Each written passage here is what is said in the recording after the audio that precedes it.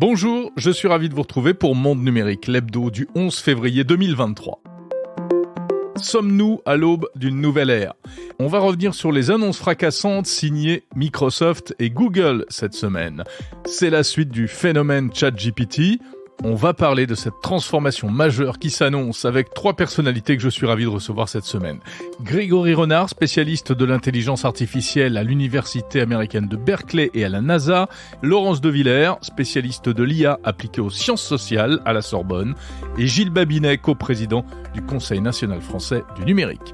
Du lourd. 3 experts pour aborder à la fois les questions techniques, sociétales et économiques. Pour mieux comprendre la révolution que nous sommes en train de vivre, un numéro spécial IA. Bienvenue dans Monde Numérique, l'hebdo numéro 78. Monde Numérique, Jérôme Colombin. Merci pour vos nombreuses réponses au petit sondage que je vous propose depuis une semaine sur le site mondenumérique.info. Très intéressant d'avoir vos avis, vos commentaires. Alors, je note que vous appréciez à peu près toutes les rubriques à parts égales, ce qui me pose problème parce que je voulais éventuellement savoir ce qui marchait mieux ou moins bien. Mais bon, c'est plutôt une bonne nouvelle. L'actu, l'innovation de la semaine, les interviews. Alors, pas mal de commentaires à propos des interviews que je vous propose à la fois en version courte, entre guillemets, 10 minutes chacune, dans cette émission l'hebdo chaque samedi, puis en version intégrale, parfois plus longue, dans le courant de la semaine suivante. Certains trouvent ça très bien, d'autres préféreraient des flux séparés, certains écoutent les deux, certains n'écoutent que les interviews ou que l'hebdo, et en réalité, c'est très difficile de satisfaire tout le monde. Des flux séparés, c'est ce que j'avais tenté l'an dernier, en toute modestie, je reconnais que ça n'a pas marché. En tout cas, merci pour votre fidélité à ce podcast qui dépasse désormais les 100 000 écoutes par mois, ce qui est très bon pour un podcast indépendant comme celui-ci. Ça continue à monter. Vous pouvez continuer à me donner votre avis en répondant à ces quelques questions sur le site mondenumérique.info. L'actu de la semaine. L'actu de la semaine, ce sont donc ces annonces fracassantes, il faut bien le dire, de Microsoft et de Google en matière d'intelligence artificielle. Fracassantes surtout pour les perspectives que cela ouvre. Alors, si vous avez raté le début, pas de problème, je vais tout vous résumer. Donc Microsoft d'une part et Google d'autre part ont présenté cette semaine de nouvelles versions de leurs moteurs de recherche respectifs. Bing pour Microsoft, Google Search pour Google, de nouvelles versions boostées à l'intelligence artificielle. Et le résultat est, en apparence en tout cas, spectaculaire. L'idée, c'est que désormais, lorsque vous poserez des questions à votre moteur de recherche sur Internet, au lieu de vous répondre simplement avec une liste de liens qui mènent vers des pages web, le système vous racontera une histoire écrite en toutes lettres, comme s'il vous parlait. On retrouve donc la logique de conversation dont on parle depuis plusieurs semaines avec ChatGPT. D'ailleurs, pour Microsoft, c'est le moteur d'intelligence artificielle GPT-3 qui fait tourner ChatGPT, qui a été intégré là dans le système Bing. Pour Google, c'est une autre intelligence artificielle, une IA maison baptisée Lambda, sur laquelle Google travaille depuis des années et donc qui aujourd'hui donne naissance à un nouveau moteur de recherche qui porte le joli nom de Bard, B-A-R-D, un Bard comme le Bard dans Astérix. Alors, exemple présenté par Microsoft, vous demandez au moteur de recherche de vous aider à préparer un voyage dans un pays. Eh bien, au lieu de vous sortir une liste de liens qui mènent sur des tas de blogs, de sites de voyage, etc., il vous affiche un programme de voyage parfaitement rédigé. Bon, ça c'est la promesse. Il faut bien avouer que pour l'instant, ces nouvelles versions ne sont pas encore véritablement en service, et notamment pas en France. Mais en toute logique, ça devrait arriver prochainement. C'est donc une véritable transformation en profondeur qui se profile. C'est ce qu'on appelle depuis longtemps, avant même que ça existe, le web sémantique, c'est-à-dire un web avec lequel on peut véritablement converser, interagir en langage naturel pour obtenir des informations, comme si c'était un grand cerveau omniscient. Le PDG de Microsoft, Satya Nadella, n'a pas hésité à parler d'une nouvelle ère pour la recherche. Bon, maintenant, ça c'est la théorie, mais en pratique, c'est pas si simple. Parce qu'il reste d'abord une question fondamentale. Les informations données par ces nouveaux moteurs de recherche seront-elles fiables ? On sait que ChatGPT ne brille pas par son exactitude. Il débite beaucoup de bêtises et alors il sait faire de jolies phrases, mais il ne sait pas ce qu'il dit et donc il raconte n'importe quoi parfois. Alors précisément, vous avez peut-être suivi la présentation Google cette semaine qui a fait la parfaite illustration de ce problème. Google s'est complètement planté en faisant une démonstration de son nouveau moteur de recherche à Paris. Les ingénieurs de Google qui faisaient la démonstration ont posé une question à leur système. Comment raconter à un enfant de 9 ans les découvertes du télescope James Webb ? Et le système a répondu que le télescope James Webb, lancé en 2021, avait pris la première photo d'une exoplanète, une planète située hors du système solaire. Or, c'est faux, car la première photo d'une exoplanète a été prise en 2004 par un autre télescope. Le géant de la recherche, Google, s'est donc planté, vautré comme un débutant. Un énorme fail qui a d'ailleurs fait chuter l'action Google en bourse avec une perte de 100 milliards de dollars. 100 milliards de dollars en une seule journée. Bon, enfin, c'est de l'argent virtuel, c'est la bourse, ça remontera, c'est pas grave, c'est pas grave entre guillemets, mais en tout cas, ça illustre parfaitement toute la dimension du problème. Ça illustre le fait que, oui, peut-être on va entrer dans une nouvelle ère, comme le dit Satya Nadella, mais ça va pas se faire sans douleur. C'est pour cela que les deux géants du secteur précisent que leurs outils ne seront pas mis à la disposition du public tant qu'ils ne seront pas au point. En fait, ces présentations, on le sent bien, ont été faites pour contrecarrer le phénomène ChatGPT qui prend de plus en plus d'ampleur. Microsoft a surfé sur la vague, Google a été pris de court et a voulu réagir de manière défensive. Bref, on a vraiment l'impression qu'il s'agit d'un tournant avec des questions juridiques, économiques et autres. On va reparler de tout ça tout à l'heure avec mes invités de la semaine. Si nous parlions un peu de Twitter, ça faisait longtemps. Avec une nouveauté, ce sont les messages long format qui débarquent sur le réseau social de microblogging. Twitter, où les posts étaient limités depuis très longtemps à 280 caractères maximum, permet désormais d'écrire des messages jusqu'à 4000 caractères. Alors 4000 caractères, c'est carrément un article entier. Et c'est une vraie petite révolution pour cette plateforme qui a toujours fait de la concision sa marque de fabrique.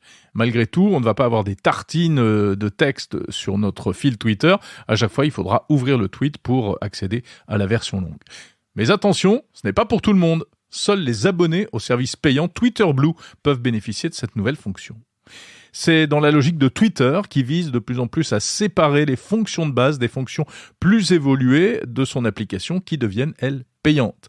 Le lancement d'ailleurs de cette nouvelle fonction s'est fait dans la douleur. On ne sait pas si c'est un rapport, mais en tout cas le jour même de la mise en route, Twitter a complètement bugué, s'est planté, a été victime d'une panne pendant un bon moment.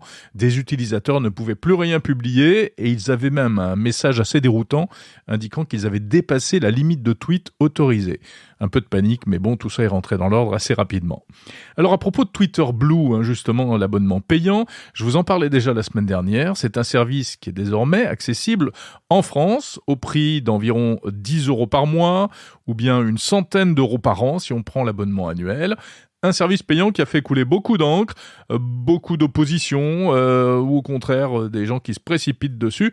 Pour l'instant, c'est pas un succès. On parle de 290 000 abonnés et souscripteurs dans le monde.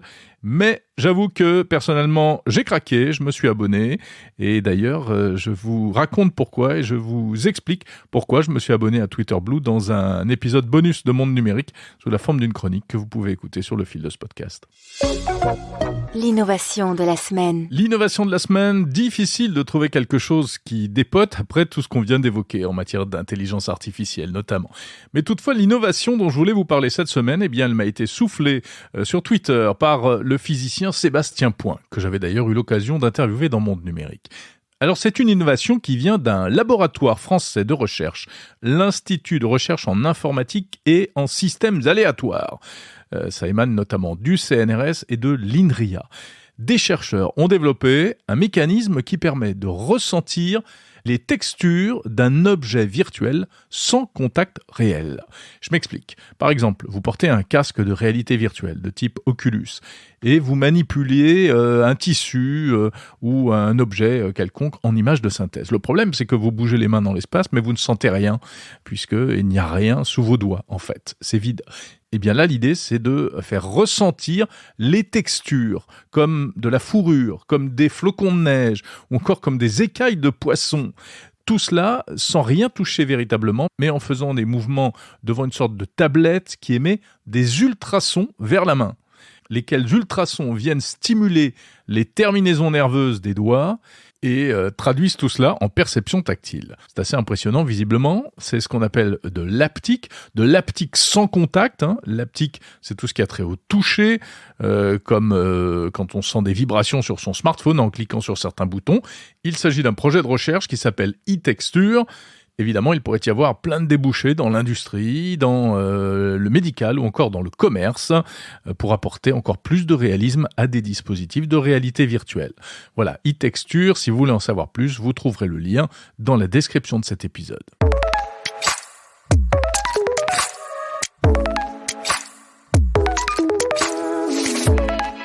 Sommes-nous en train de vivre, n'ayons pas peur des mots, un moment historique dans le secteur des technologies. Un tournant, comme on n'en a pas connu depuis l'avènement du web. Je veux parler évidemment de cette irruption de l'intelligence artificielle dans la vie quotidienne avec ChatGPT et des annonces récentes de Google et Microsoft. L'IA devient concrète pour le plus grand nombre. Et c'est une révolution qui ne fait que commencer et qui pose d'innombrables questions. Demain, allez-vous demander à l'IA de préparer vos vacances, de rédiger vos présentations professionnelles, d'écrire du code informatique pour votre entreprise à votre place, de rédiger vos communiqués de presse si vous travaillez dans la communication, ou même d'écrire pour vous une proposition de loi si vous êtes député, tiens, comme vient de le faire un élu aux États-Unis. Quel sera l'impact de tout cela sur les métiers, sur la vie quotidienne et sur notre relation aux machines et aux données numériques? Quelles conséquences de tout cela sur notre perception de la réalité à long terme? En fait, on a souvent peur que l'IA devienne toute puissante et nous domine, mais j'ai plutôt l'impression que le risque, c'est que l'on croit qu'elle est toute puissante et omnisciente et qu'on lui fasse abusivement confiance. Bref, on entre véritablement dans une nouvelle ère, dans la manière d'interagir avec les machines. On parle de tout ça tout de suite avec mes invités. Grégory Renard va nous expliquer en quoi ces outils, en réalité, ne sont pas si nouveaux et à quoi ils peuvent servir. Laurence Devillers estime que ChatGPT est un bon moyen d'apprendre comment fonctionne l'IA pour l'utiliser en évitant les biais. Et Gilles Babinet alerte sur le retard de l'Europe dans ce domaine, avec les conséquences économiques que cela pourrait avoir. Bonjour Grégory Renard. Bonjour Jérôme. Vous êtes en ligne avec nous depuis la Californie. Vous êtes entrepreneur, chercheur en intelligence artificielle appliquée au langage. Vous travaillez notamment à Berkeley et à la NASA. Les outils d'intelligence artificielle que le monde entier semble découvrir aujourd'hui avec ChatGPT, avec les annonces Google, Microsoft, etc. En fait, vous connaissez ça depuis longtemps. Est-ce que c'est une révolution ou pas ? Alors, en fait, c'est pas nouveau.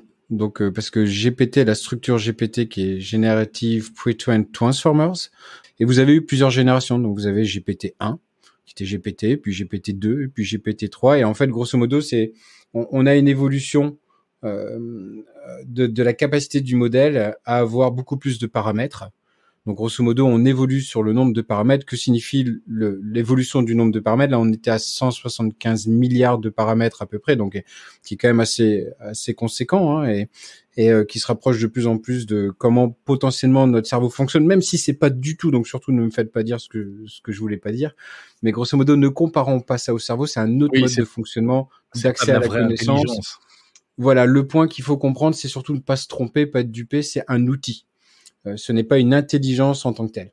Donc, on est sur un historique, en fait, des modèles qui a évolué dans le temps.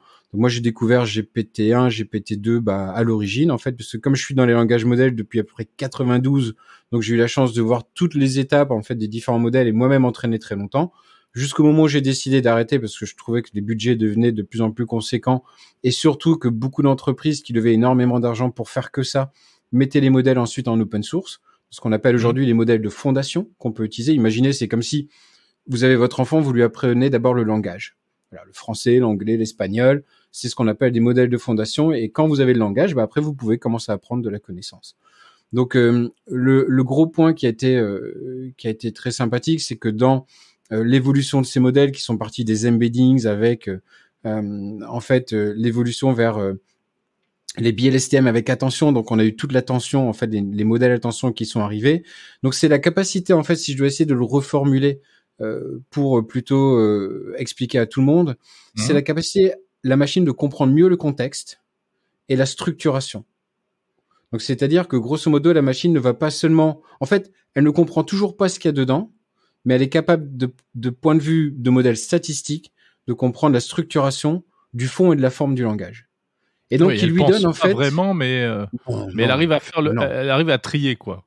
Voilà, donc c'est vraiment des modèles probabilistiques qui vont, en définitive, de par la notion particulière de génératif, donc par des notions alternatives, en fait, d'être capable de restructurer, en fait, un texte qui est ultra cohérent par des modèles, comme on se le disait, de stats et trouver les similarités entre les éléments, donc des paraphraser, ce genre d'éléments, ce qui est d'ailleurs, c'est un des exemples. Moi, j'utilise ces technologies-là depuis plusieurs années, essentiellement pour faire du paraphrasing. Donc, mon anglais au quotidien n'est pas un des meilleurs au monde, donc généralement, je vais utiliser ça à l'écrit. Ça fait un travail qui est juste incroyable.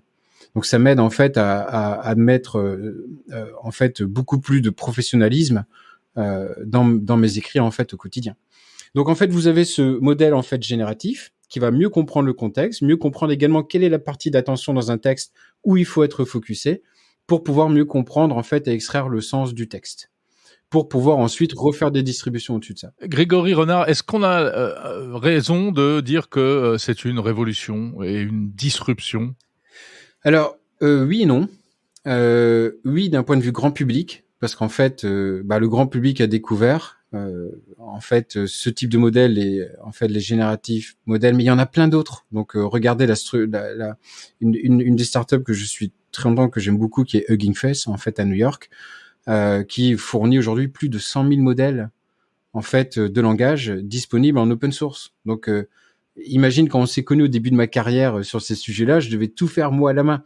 Aujourd'hui, c'est 2 lignes de code. Tu viens, poum poum, et t'as ton langage modèle qui est quasiment prêt. Et tu peux toi commencer à construire au-dessus en fait. D'accord. Et donc, tu as énormément de modèles qui sont disponibles. Pour le grand public, c'est une révolution parce qu'il n'y avait pas encore de vraies startups en fait qui avaient... Du moins, quand je dis de vraies startups, il y a plein de vraies startups. Mais il n'y avait pas de startups qui avaient réussi à avoir l'engouement autour de ce genre de technologie jusqu'à présent. Et de manière compréhensible, donc c'est ce qu'on appelle le Innovator Dilemma.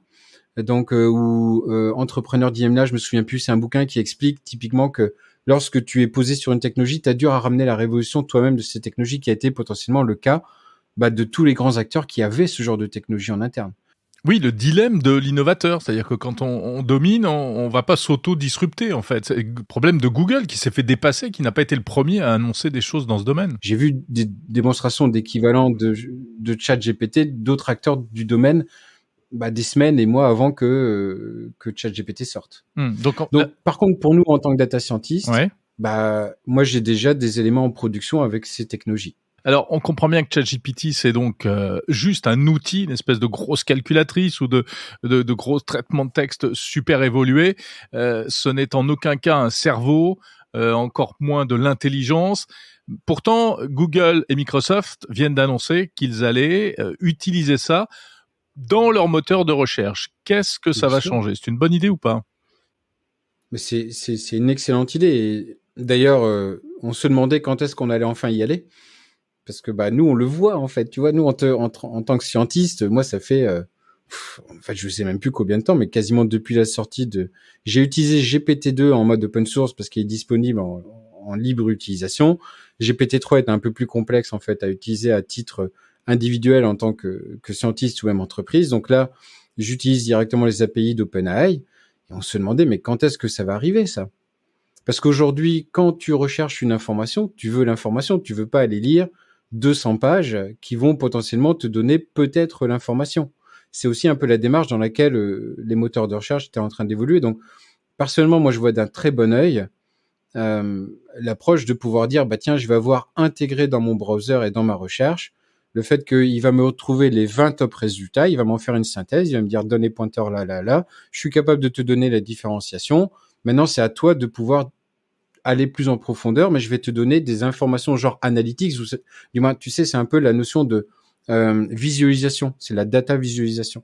En fait, ça va te permettre de prendre du recul sur toute la data qu'il a pour pouvoir choisir là où tu veux vraiment aller et te faire gagner du temps. Mais l'erreur, ce serait de prendre tout ça au pied de la lettre sans aller plus loin. C'est-à-dire qu'il faut avoir les sources pour pouvoir être certain que les informations sont fiables, pour mieux les comprendre. Bien sûr, qui est d'ailleurs un des points très clairs. Donc, Après, je sais que c'est toujours compliqué. Les gens aiment pas lire la documentation et c'est normal. Il y a peu de gens qui vont lire la documentation, mais OpenAI a mis toute la documentation en ligne. Donc, ils disent clairement, attention, c'est un outil qui fonctionne dans ce cadre-là. Vous pouvez tenter de l'utiliser pour autre chose, mais à vos risques et périls, grosso modo. Donc, quels sont les cas d'utilisation où ça marche vraiment bien? Typiquement, la traduction, où je pense qu'aujourd'hui, ChatGPT peut être un des state of the art en termes de traduction. Tu vas avoir le fait de faire des résumés. Excuse-moi, je voulais dire en anglais, la summarization. Le fait de faire des résumés. Tu lui donnes un texte long, tu lui dis, fais-moi le résumé en un paragraphe. Et ça va te donner en fait une très bonne idée de ce qu'il y a dedans pour savoir si justement tu dois donner plus de temps pour aller au cran d'après. Et ensuite, tu as le question answering avec de l'inception. C'est-à-dire que tu peux prendre le risque de lui poser des questions, mais le modèle pourra halluciner très vite. Le modèle pourra te donner des réponses qui te semblent mais très cohérentes. Et si toi, tu n'as pas cet œil critique, tu vas tomber dans le panneau, tu vas dire « Oh, c'est la vérité ». Mais comme aujourd'hui, en fait, Google n'est pas la vérité. Par contre, ça te donne accès à un volume de connaissances qui est conséquent, exactement comme l'étaient les bibliothèques avant, mais à plus petite échelle. Eh bien, ChatGPT, tu dois être très, très critique vis-à-vis de ce qu'il va te remonter. Ce que tu peux faire, par contre, c'est éventuellement faire ce qu'on appelle de l'inception, c'est-à-dire que tu vas prendre un article ou un document, tu vas lui donner le document et l'article, et tu vas pouvoir poser des questions sur l'article. C'est ce qu'on appelle du question answering. Et ça, en fait, ça marche plutôt très bien, en fait. Et quasiment out of the box, c'est ce que moi, j'utilise quand même pas mal. En fait, pour m'aider, même moi, dans mon travail au quotidien.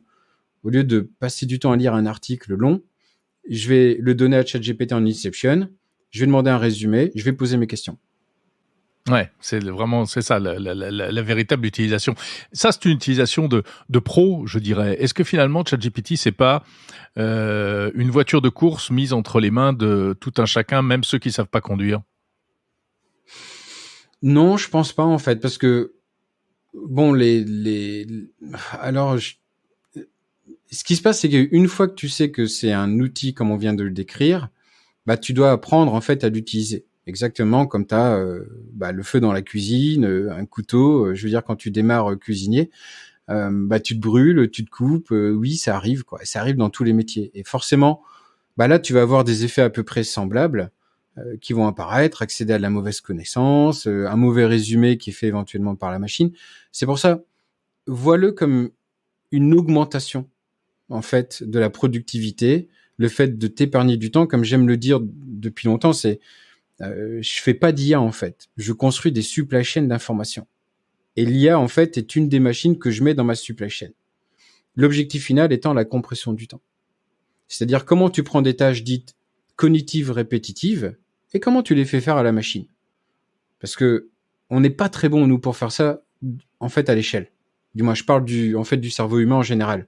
Donc, comment tu crées une bonne combinaison? C'était au cœur du sujet de mon TEDx en 2015. C'était déjà ce que j'expliquais. C'est, pour moi, le savant mélange entre l'humain et la machine dans cet axe-là peut donner des résultats qui sont extraordinaires. Ce temps libéré, c'est à toi de décider ce que tu en fais après. Donc, c'est une forme de liberté que la machine redonne à l'être humain. Si je puis me permettre de voir ça d'un point de vue plutôt philosophique. Merci beaucoup, Grégory Renard, entrepreneur et chercheur en intelligence artificielle, notamment à Berkeley et à la NASA.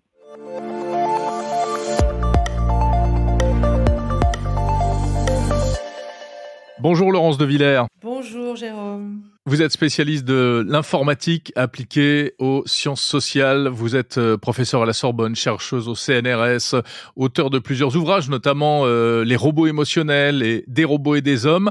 Alors, ChatGPT, les IA génératives, on ne parle que de ça depuis plusieurs semaines. On ne sait pas forcément trop où ça va, mais là, on voit quand même des choses se dessiner. Est-ce qu'on peut dire que la recherche et l'interaction avec le web est en pleine révolution ? Oui, on voit apparaître des nouveaux outils pour le grand public. Pour la recherche, en fait, c'est une continuité. On travaille sur ces modèles génératifs à partir d'énormes corpus de données depuis 2017 à peu près.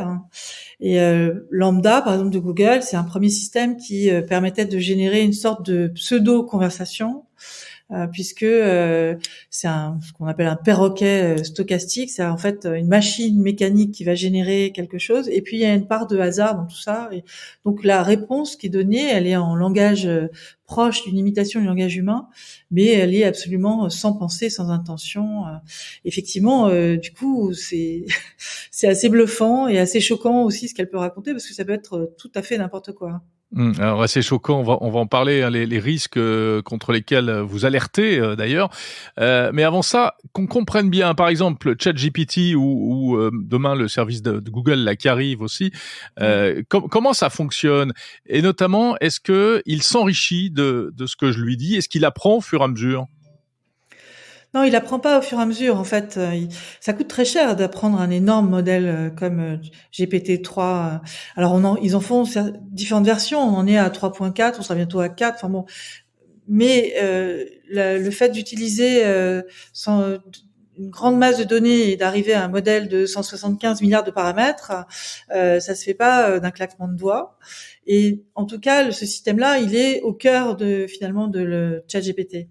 Derrière, ce qui fait qu'il donne l'impression que la machine s'adapte, c'est qu'en fait, il prend du contexte dans la phrase qu'on a donnée grâce à des interactions précédentes. Donc, plus vous lui parlez, plus la machine va finalement pouvoir peut-être affûter une question que vous avez posée. Si vous dites, ah bah non, c'est pas ça, et il se passe, enfin, vous précisez votre question, et donc, il lui sélectionne à la fois dans les questions que vous posez et le texte qui a été généré, des mots ou des sous-mots qui vont alimenter finalement la recherche de la suite. Puisqu'en fait, ce qu'on fait juste, c'est essayer de prédire les mots suivants à partir de puzzles de mots qu'on a obtenus, c'est-à-dire de mots qui apparaissent dans plein de contextes différents, et on a engrangé ces informations-là dans le modèle. Donc derrière, il n'y a pas que ça, hein, si je peux me permettre. Ouais. Il y a ce modèle génératif, transformer, et puis derrière, il y a aussi un modèle à base de reinforcement learning, c'est-à-dire en fait grâce à l'interaction, on va faire par essai erreur aussi optimiser finalement la décision que propose la machine. Alors, mais ça a été fait en amont. Une conversation, ouais, c'est en deux couches.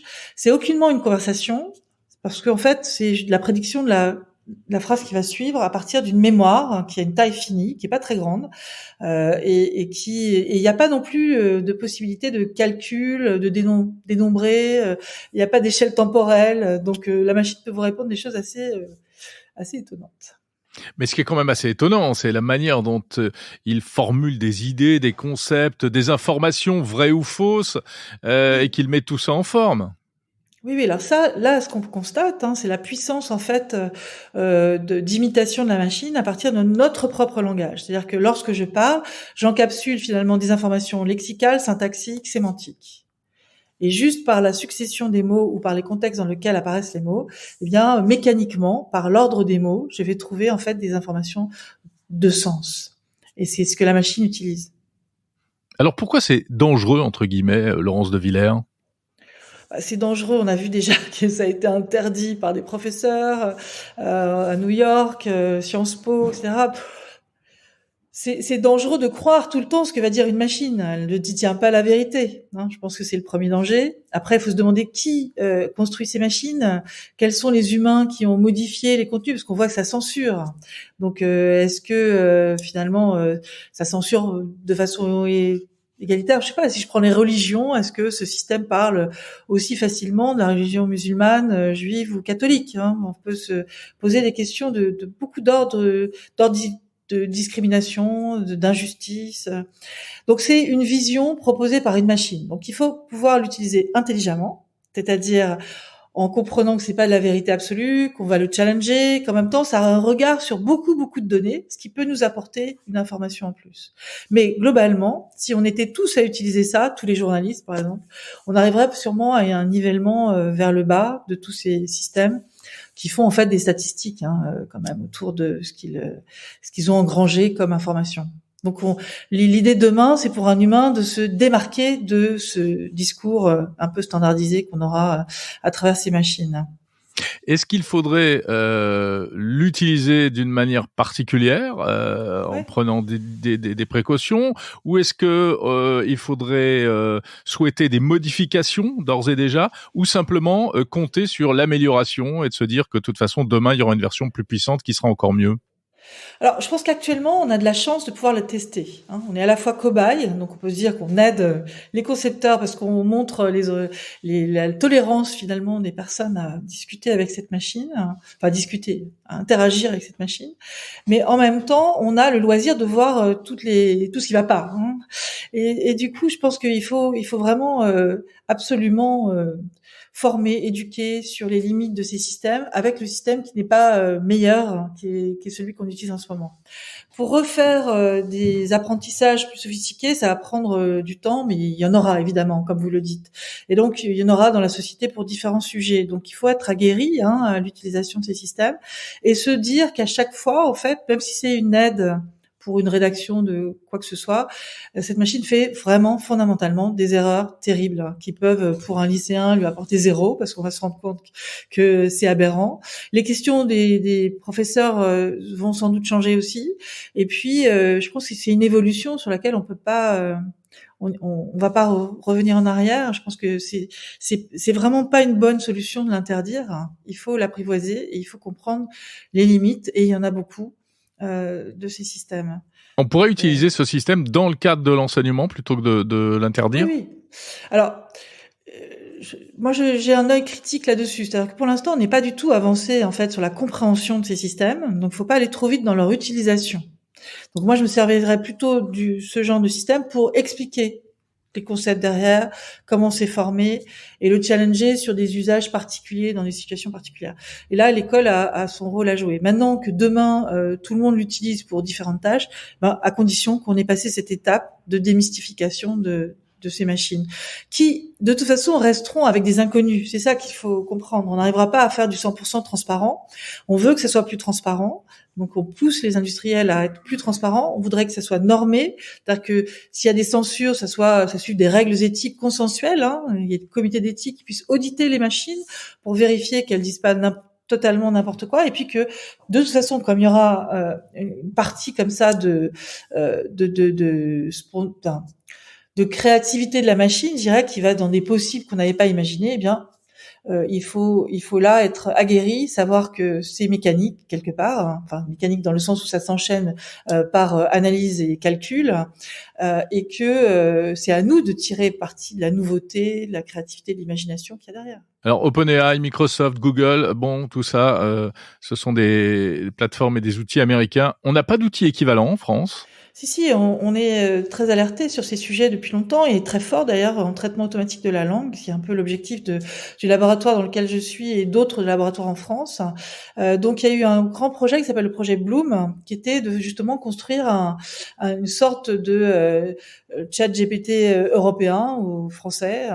Et en tout cas, il parle 36 langues. Il est 36 ou plus. Vous regarderez sur Internet, on en parle beaucoup. Peut-être que c'est moins connu par le grand public, mais il existe. Il a 176 milliards de paramètres, ce système. Il a été entraîné à partir d'énormément de corpus de données.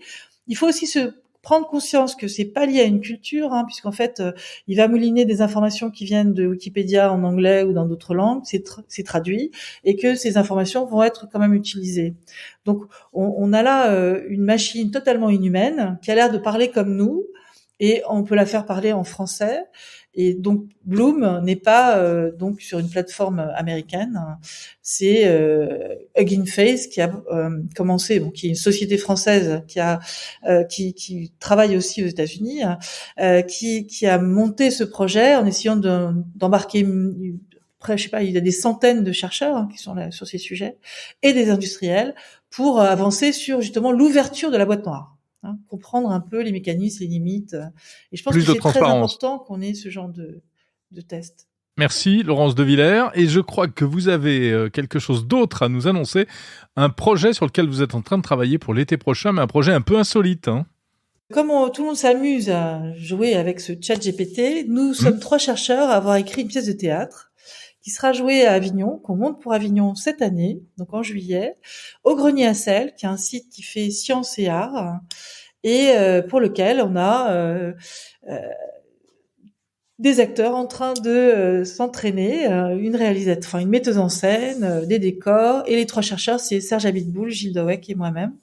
Et le sujet, c'est qui est Garou Saya, et on va chercher en fait le pouvoir comique aussi de tout ça, avec une mise en abîme dans la société, que ce soit pour aider quelqu'un âgé, à être avec un geek, être hacké par quelqu'un d'autre. Voilà. Donc c'est un thriller comique, et j'encourage tout le monde à en parler, puisque on va le finaliser pour Avignon cette année. Voilà. Absolument. Dans le off.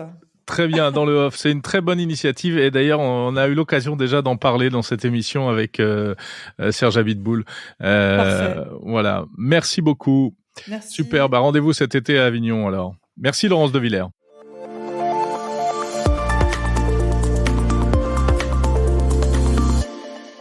Bonjour Gilles Babinet. Bonjour Jérôme. Alors vous êtes un entrepreneur du numérique, vous êtes vice-président du Conseil national du numérique, qui décrypte les grands phénomènes pour les pouvoirs publics, et puis vous collaborez également au think tank Institut Montaigne.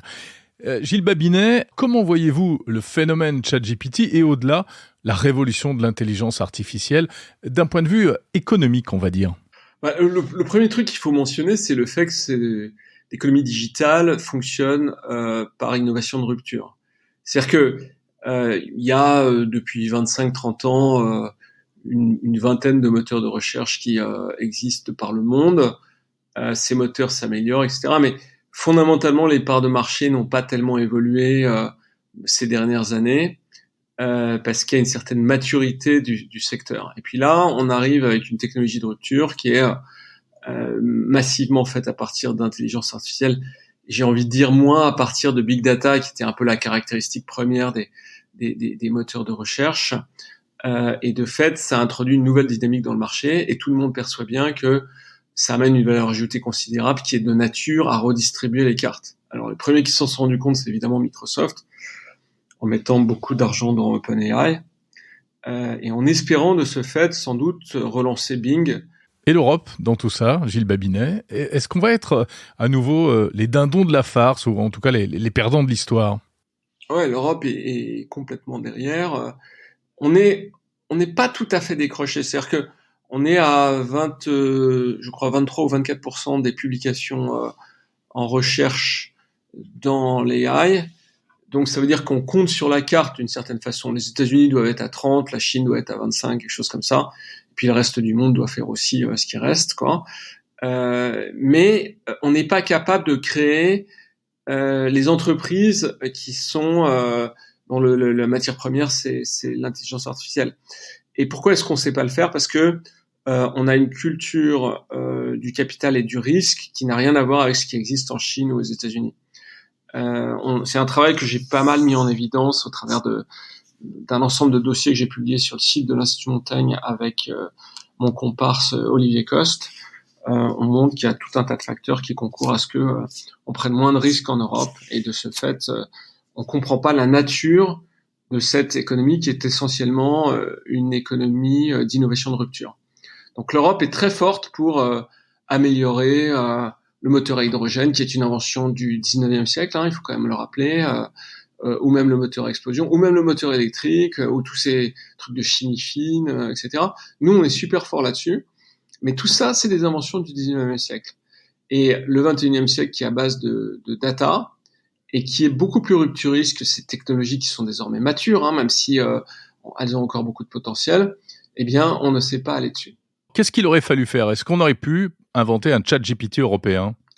Oui, mais ça veut dire qu'on aurait dû avoir un droit social qui serait différent, une fiscalité du capital qui aurait été différente, une culture entrepreneuriale beaucoup plus forte à l'université, ce qui n'est pas le cas dans les grandes écoles. Donc, ne serait-ce que ces 3 conditions auraient été importantes. Et puis aussi un conservatisme à l'égard de la donnée.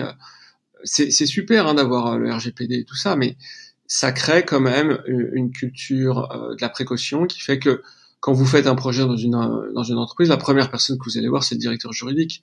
Donc, encore une fois, moi, je suis comme tout le monde très sensible au fait que on ne brûle pas tous les règlements et qu'on fasse pas n'importe quoi. mais il y a un moment où ça empêche l'innovation d'exister. À vous entendre, on souffre énormément de notre modèle et de notre mentalité, la logique européenne, la logique française notamment. C'est aussi la civilisation, c'est-à-dire que le fait d'avoir des droits sociaux, le fait d'avoir des systèmes de protection à l'égard des libertés individuelles et collectives d'ailleurs, c'est aussi de la civilisation, hein, donc on va pas se plaindre de ça. Mais dans un contexte de très forte accélération, c'est clairement quelque chose qui nous freine. De même d'ailleurs que la culture du capital, enfin la réglementation du capital risque est insuffisante. On est 6 fois moins par habitant investi en capital risque qu'aux États-Unis. Donc ça fait 30 fois moins si je multiplie ça par le rapport de population, hein, 6 fois 5, 30, 5 fois plus d'habitants aux États-Unis. Donc on est quand même loin, quoi. Donc ça veut dire qu'on a 25 unicornes, ils en ont 700. C'est à peu près ça, 25 fois 3, ça fait 500. Donc on est même encore plus en termes de licornes. Donc c'est problématique parce que c'est notre souveraineté de demain dont il est question. Et l'intelligence artificielle, c'est une technologie majeure. Je pense que c'est une technologie qui se compare avec l'électricité, avec les énergies carbonées et tout ça. C'est une technologie absolument majeure qui va amener de la valeur et de la productivité dans tous les domaines. Et c'est un moment qui est important, hein. Il faut bien comprendre que au travers de tout le 19e siècle, c'est le Royaume-Uni qui domine. Et il domine parce que il va avoir une culture du capital qui sera plus appropriée au financement des grandes aciéries, des chemins de fer, de toutes les technologies du 19e siècle. Il va être capable de s'en emparer beaucoup mieux que les autres. Donc on est rentré dans une perspective comme ça. Pendant un siècle, a priori, si on ne fait rien, on va donner la main aux Chinois et aux Américains. Est-ce qu'on risque d'en payer le prix en termes de développement économique? Parce que ces outils, il y a le fait de créer des entreprises d'intelligence artificielle, mais il y a aussi le fait d'utiliser, ce que vous disiez, l'intelligence artificielle pour le développement économique.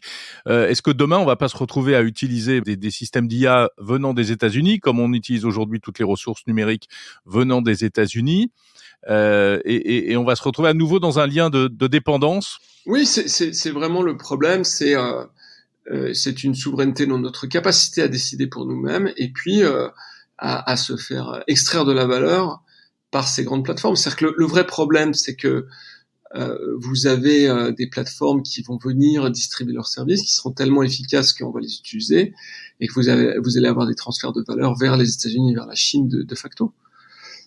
C'est ce vers quoi on se dirige si on ne fait rien. Et peut-on encore faire quelque chose? Ah oui, bien sûr. Il faut toujours considérer qu'on peut plus faire de choses dans le temps long que dans le temps court, hein. Je crois que c'est Bill Gates qui disait ça. On sous-estime qu'on peut faire dans le temps long et on surestime ce qu'on peut faire dans le temps court. Il a tout à fait raison. C'est-à-dire que si on met les choses en place aujourd'hui, on va très vite rattraper sur l'échelle d'une génération, hein, pas en 2-3 ans. Mais on a le capital humain, ces technologies sont disponibles. On peut vraiment y arriver. Mais pour le moment, la réglementation n'est pas la bonne, les priorités ne sont pas les bonnes.